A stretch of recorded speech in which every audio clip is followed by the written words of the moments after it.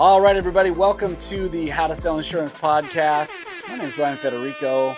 I'm joined by two of the most gentlemanly of gentlemen, Mr. Grant Lieber, Mr. Ashton Delango Lunday. We're coming back to you with some fresh topics. Today, we're talking about a topic that's very near and dear to my heart after going through a tumultuous political and election season in our country. Brand awareness and how to make yourself attractive in the public sphere for both your clients and, if you're building an agency, how to make yourself attractive to agents to come onto your team. You don't really realize that we're in a digital world. We're in a digital age.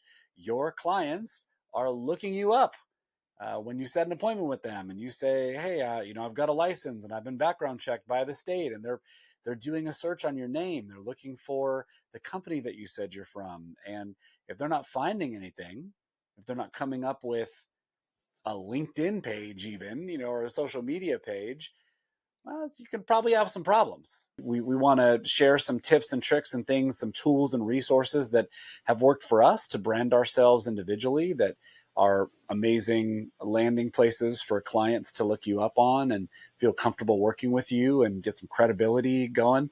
And hopefully at the end of this episode, you guys will have a playbook that you can take and start building those sites for yourself and be better for it. So I want to just kind of throw it to Grant and then to Ashton, asking, what have you done purposefully? Like, how did you get started? Well, what have you done to kind of improve your public image or make sure that if people look for you, it looks good? Well, I think it's a really important thing that a lot of people don't really consider. When you're starting to maybe sell insurance, you're thinking about, how do I memorize my phone scripts? How do I learn the different insurance companies? How do I, start dialing and book appointments? And you don't really maybe realize what your image actually could be, to a prospective client or to a prospective agent that maybe is looking to join your team.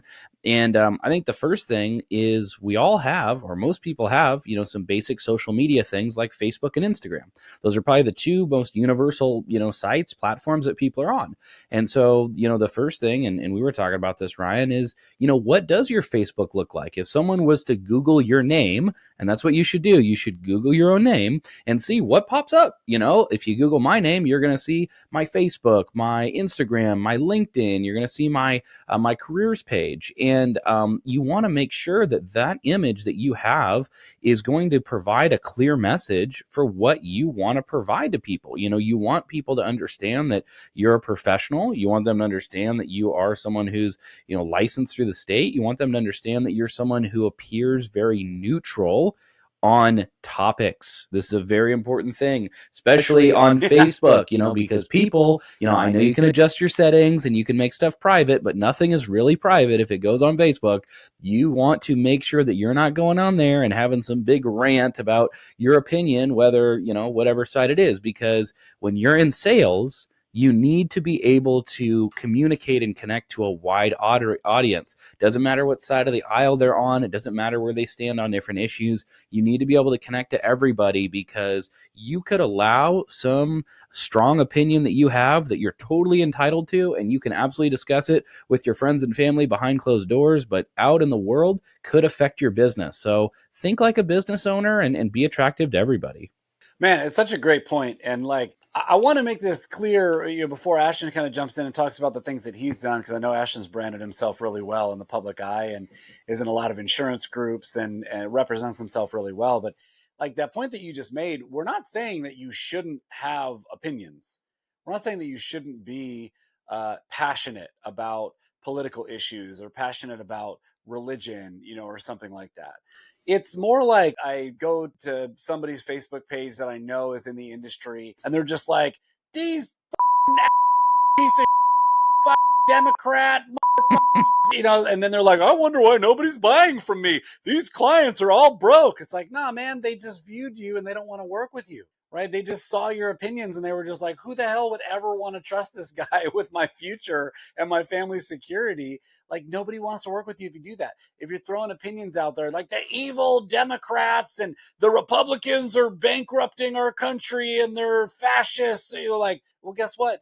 50% of the country disagrees with you. If you're putting stuff out there like, oh, the evil Democrats or the Republicans are fascists and they're bankrupting our country, or this president did this, or like they're taking over. Like, well, keep in mind, 50% of the country doesn't agree with you.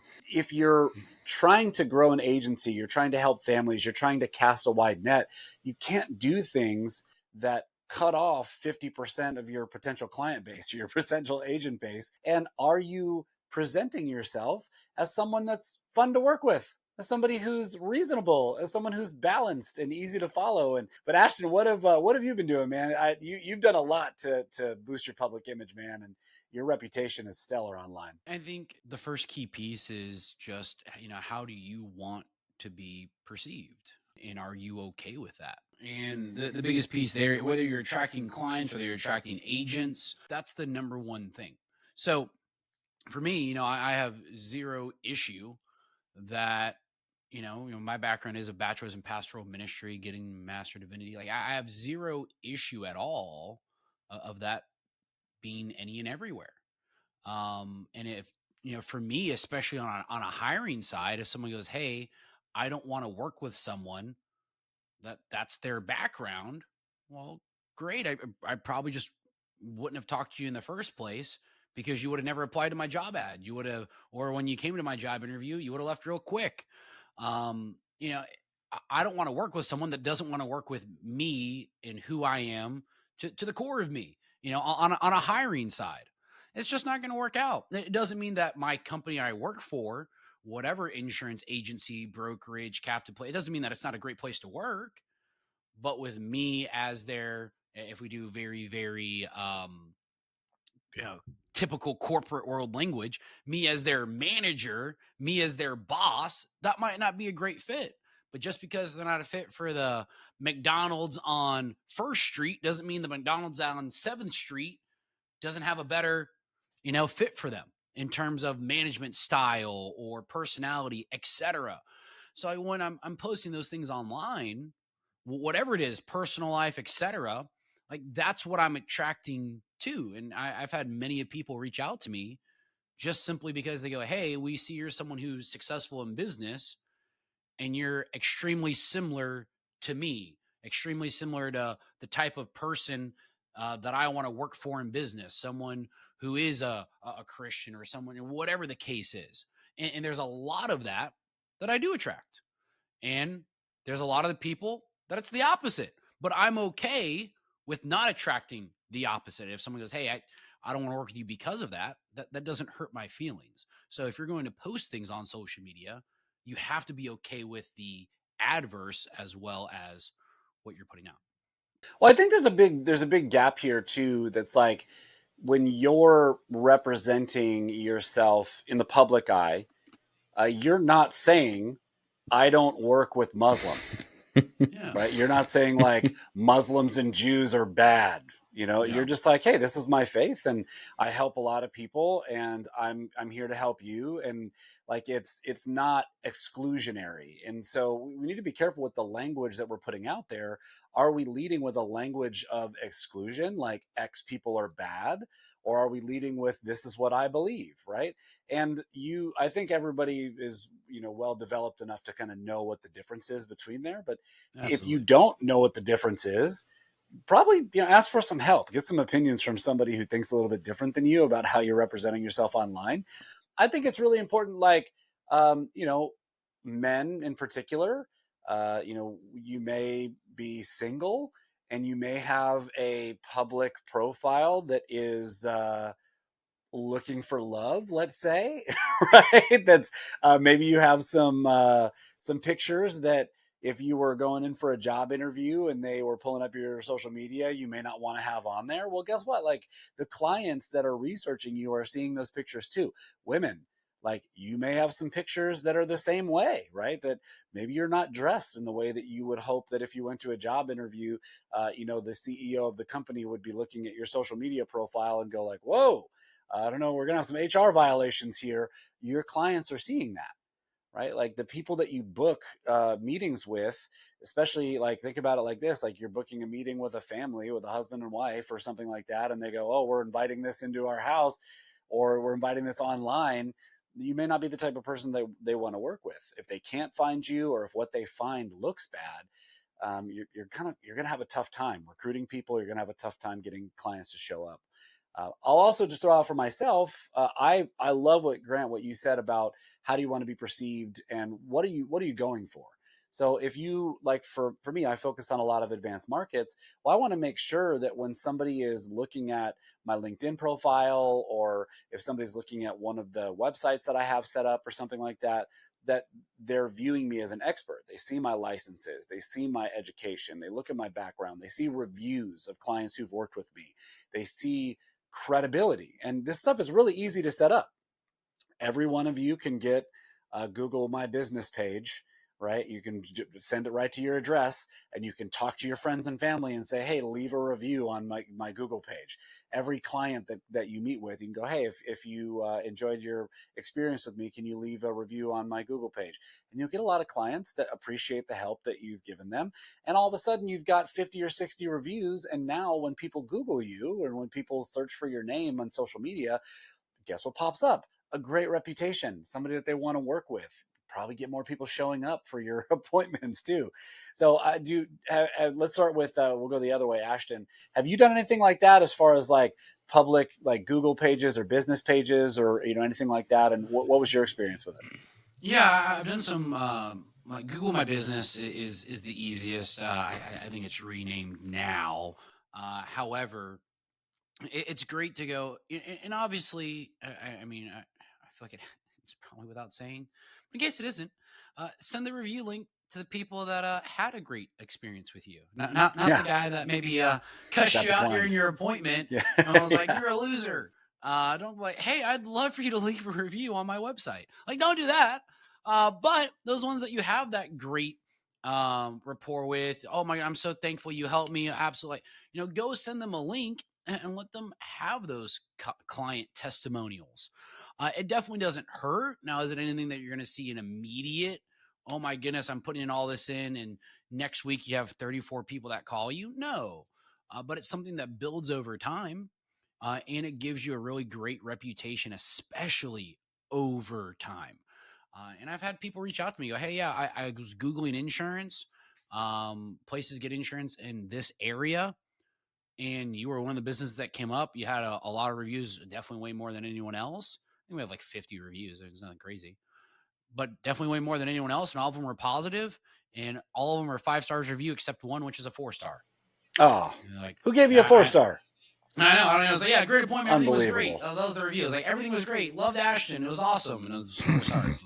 Those people that don't believe in giving 5 stars. Yeah. There's always room for improvement. It had to be free. Otherwise, it was 4 stars, Well, I think Ashton, like, and just to be clear about something that I said earlier, and the point that Ashton's making, like, you can have your friends and family leave reviews. You don't have to have them lie about like buying insurance from you.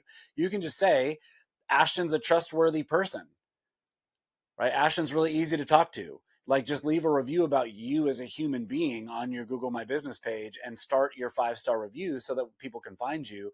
But make sure that you have all the information filled out. Make sure that you have, like, if you have a web page, or if you have a LinkedIn page, you can put that in as your website, or that you link some social media for your agency. You can set up a free agency Facebook page, or something like that, that you have other ways for people to find you. The photos are filled out. Like, it doesn't look like a dead page. And most importantly, that your phone number's on there. So if people, people are looking for you, they can call you, and you can start getting referrals from it, which is cool.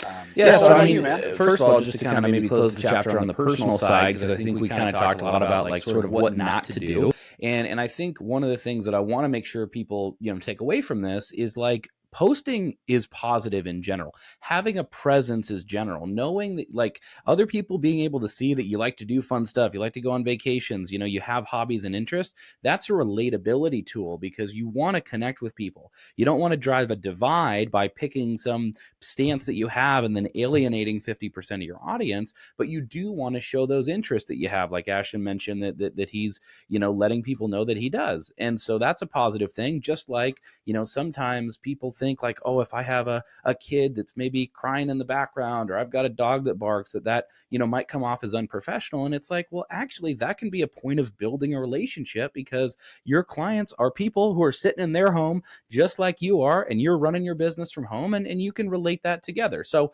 I would say on the personal side, just to kind of close the chapter on that, don't be afraid to post. Just make sure that you're being yourself, you're being you, but you are kind of having that sort of filter of, if I was, someone looking at my profile, what do I want them to take away from it after looking through it? Because like you mentioned, every employer these days is looking at your social media. If you go to job interviews, they are all starting with, let's go ahead and see what, Ryan Federico says. Okay. Oh, wow.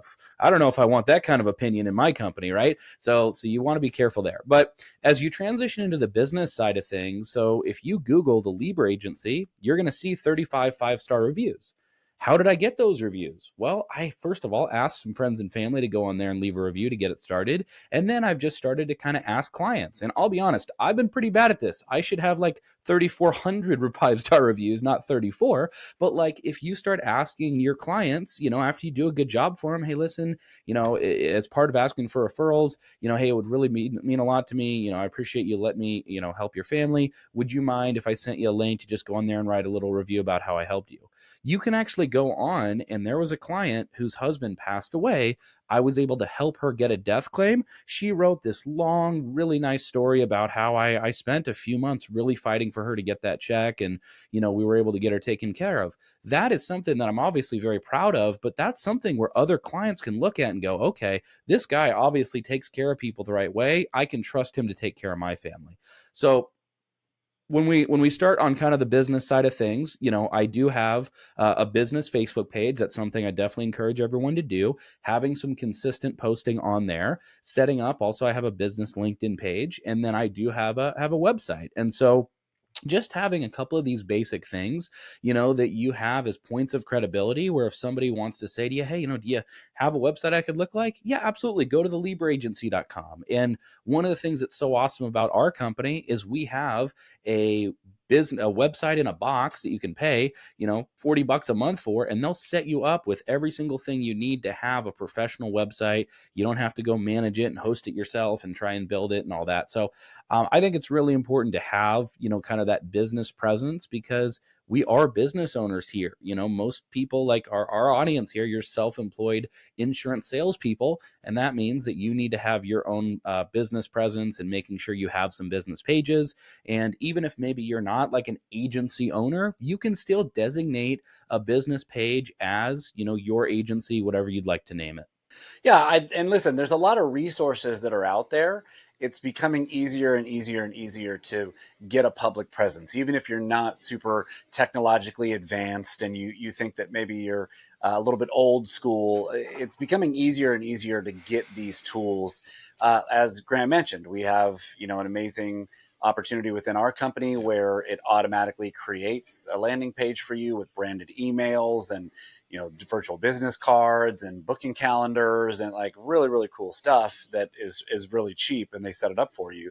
But there's a couple other resources. And just to be clear, we're not sponsored by either of these two things that I'm going to share.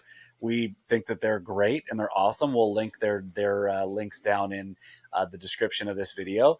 One of them comes from our friend Javon Spencer, who developed a platform called Advisor Verified, which is amazing. And Advisor Verified is sort of like the LinkedIn for insurance agents or the Yelp for insurance agents, or something like that, where it talks about the companies that you're appointed with, and you have customer reviews and ratings, and you have a little bio about yourself, and you can put videos in there, and it's super cheap. And it's really a great platform. Highly suggest that if you're looking for some place to start, Advisor Verified is about as turnkey as you could make it. That's amazing. There's another platform that's actually by a company called Jumpstart Go that give a shout out. Really, really big in the insurance industry in different verticals like property and casualty and Medicare. But Jumpstart Go has a platform called the $0 lead system, basically, and it's all a class essentially and multiple masterminds about how to brand yourself online and how to generate referrals online and how to, be a resource in groups and how to, the balance of posting personal content and business content. And I think it's like $50 or something like that a month, and you get multiple interactive masterminds. And so we'll link both of those down there. But there's a lot of resources where you can just start and you can develop a public reputation. And I think Ashton, you've done a lot of this on the recruiting side, and that's where I think we can just, our last thoughts is like on the agency side. You're really great at you're in all of the insurance groups on Facebook. You're talking to people, you're answering comments, you're active. But when people click on the link, or when people click on your profile, or when people are like, who's this Ashton guy, they see leaderboards and success and people making money, and they see your lifestyle and they see flexibility, and they see the selling points of why to work with you.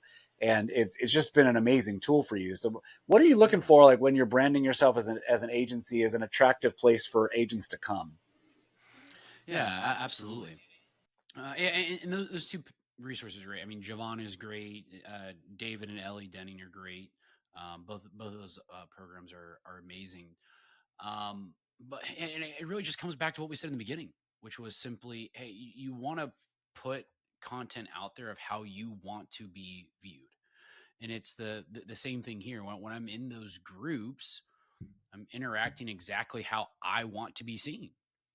I'm going in there, and I mean, the easiest rule of thumb is whenever you make any form of a comment or post, let it be a positive comment or post.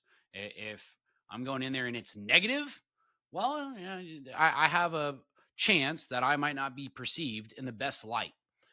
Whether I'm talking something or someone down, even if it may be correct, it might not come across the best. And so on Facebook, having exactly what I want on there, of seeing, hey, here are people that are having success, especially as when growing a team. Here are people within the team having success, not only just, hey, people in the company, but more importantly, the exact team. I've had many people reach out to me, especially on social media, that go, hey, I started looking into the company you work at, and I was like, man, what are the best agencies to be a part of? Where are the people that are having success? And then I found, hey, your group is one of the more successful ones. We've seen a lot of stories of people. I went on your page and saw a lot of different people having success that are in your agency. So now they're seeing not only me successful, but people I've worked with successful. And we list a bunch of names. And that's why a lot of people reach out as a mentor. And the other side, as just a producer, is, hey, if you're crushing it as a producer, go, hey, you're really good at this. I'm not. Can I work with you and maybe learn a thing or two by watching you? And that's how, the top performer on my team has gotten a lot of agents. Not even that were in other companies, people that were just looking at the company for the first time, looking at the industry for the first time, and then they just found someone who's extremely successful, doing six figures every single month. Like, man, well, if I'm going to do this, I want to be on that guy's team because he has a lot of success. And it's the same thing for anyone to go, hey, if I'm like Grant, who's out there doing 30, 40 grand a month by himself on top of managing a team. It's like, man, well, that's attractive because a lot of people aren't doing that. So having that presence there on the posting side, as well as in the groups, just providing solid content and asking great questions that evokes a lot of people to reach out to you. Yeah, you're attractive, and it's like, I think it's, there was we've talked about this on one of our podcasts before, but there was I think it was Harvard that did this study, and it might've been combined with another college, or university, where they did this study that only 8% of job satisfaction is the money that you make. And like 92% of your job satisfaction is the company that you like, the environment that you work in, the people that you work with, right? And so when most people are looking for a position, they're looking for culture, they're looking for attraction, they're looking for, is this fun? Are people successful? Are people making money? Or is this going to be a depressing place?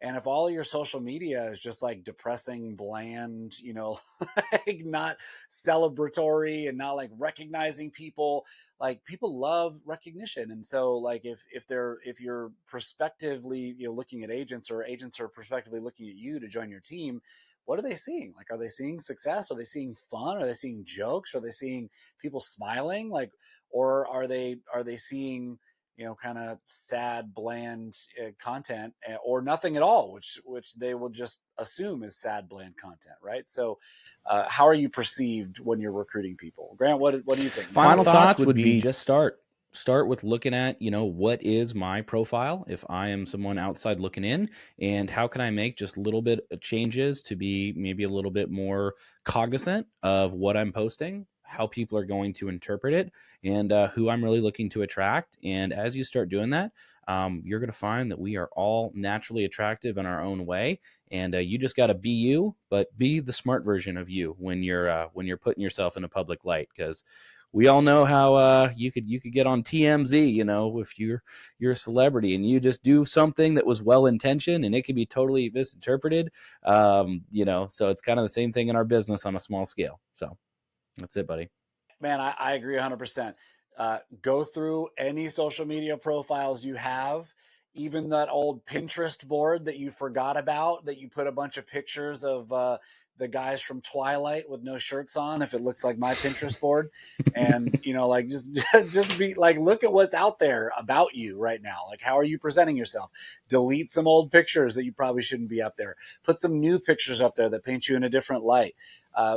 Maybe delete some of your posts that maybe you don't really want the public to be looking at if they're searching for you, and just make sure that, put yourself in your client's shoes. Make sure that if you're them and you're looking, into who you're about to be meeting with, that you're somebody that they look forward to showing up and meeting, and you're not somebody that with some question marks where they're like, oh, I don't know if I want to meet with this person. So those links are going to be in the description. Keep coming back here for more amazing content. We're going to keep firing off all of the topics that you guys are giving us. If you want to throw some comments as to what you want to hear next, we're always looking at the comments, and we'll be happy to make some content that helps you guys out even more. Like and subscribe. Make sure you hit the little bell so that you get notified whenever we throw a new episode out. We'll come back to you guys later. See you, everybody.